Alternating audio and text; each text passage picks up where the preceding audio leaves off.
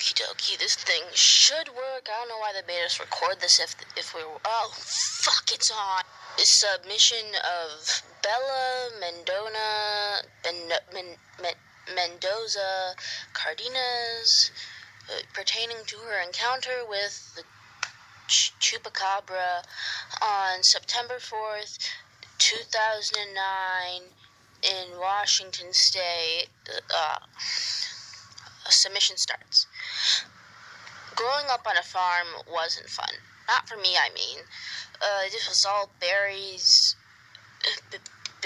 for the most part. So when I was... No, wait, hang on. Growing up on a farm wasn't fun. Not for me. I mean, it was all berries for the most part. So from when I could walk, I was picking berries.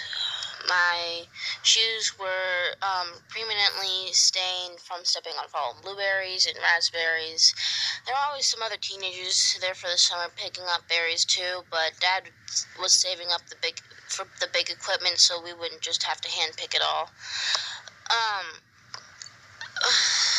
The first time I saw it, I was 5, 6 years old, picking berries like normal, mostly just eating them.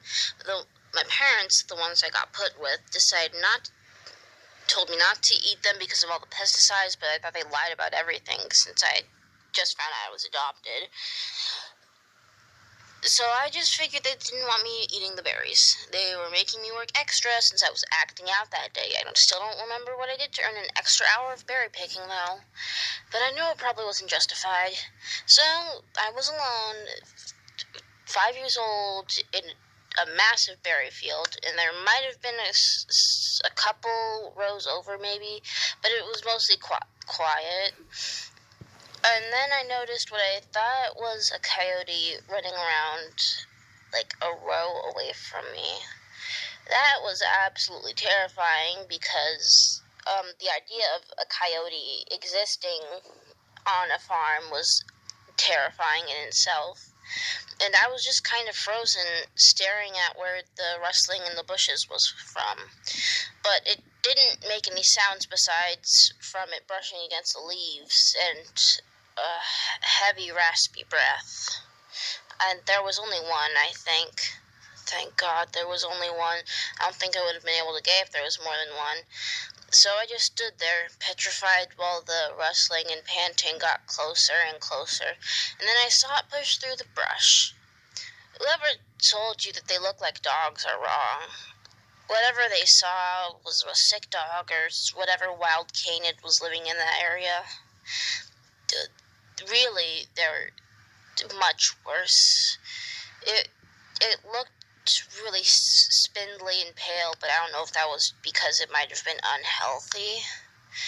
And it had tall black spines jutting out of its back, and they were bristling and shuddering very slightly, like it was like it was shaking, like the what the fuck is this? It was spindly and pale, with tall black spines jutting out of its back, and they were bristling and shuddering only very slightly, like they were different, like they were shaking apart from the body. Its skin was almost paper thin and very scaly because it looked really dry. I could see the veins that were sort of blackish, but they could have been bruises because occasionally they bloomed out into an ugly brownish color around its feet and elbows. I think there were too many elbows. Its jaw was wide open, drooling some sort of thick, kind of viscous liquid that dripped off of a long, needle-like tongue. I'm not sure if its mouth was supposed to be able to close, or maybe it grew like that, but it was open at such an odd angle. Its jaw seemed like it was just hanging from its skull, which was bulbous and ridged at the back. Its eyes were massive and sort of a brackish green color. They looked almost sort of compound like a bug would be. Its Its nostrils were small slitted holes near its top lip, flaring its eyes as it fixed on me.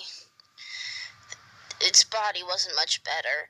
Its legs were long, bony, stretched out behind it so its hind wasn't raised higher than its head. I could count the ribs on its torso. I could count the bones in its legs, and there was way too many for a normal animal. Its fingers were long and nearly claw-like, gripping into the dirt. I screamed and ran sprinted fast as I could as a 6-year-old. I sprinted back to my house as fast as I could. My parents didn't believe me, thought I was trying to get out of my punishment, but when I refused to leave my room afterwards, they decided it wasn't worth it to drag me out. I don't think they knew where the skeleton key was at the time because I had stolen it from Mom's dresser. I've seen it a few more times since then, but only from afar, and mostly when I was driving past cattle and horse-focused farms, which makes more sense, but there was only one other time where I got that close. I don't remember it as well. It was right before I got moved to a new house. If I remember more, I might come back. And submission stops. Oh, isn't that creepy? I don't know if it actually counts as a chupacabra if it's not trying to suck on goats. But maybe you heard about the story from one of the high schoolers that were berry picking. I don't doubt Miss Mendoza Cardenas saw something, but it was probably some sort of malformed dog. I mean, I wouldn't say it wasn't a monster, but again, it's a whole chupacabra up near the Canada border, and I think that's a bit far outside of its habitat, I think. I'm probably going to put this under low priority for follow-ups unless I get more submissions about Washington goat suckers. Recording ends.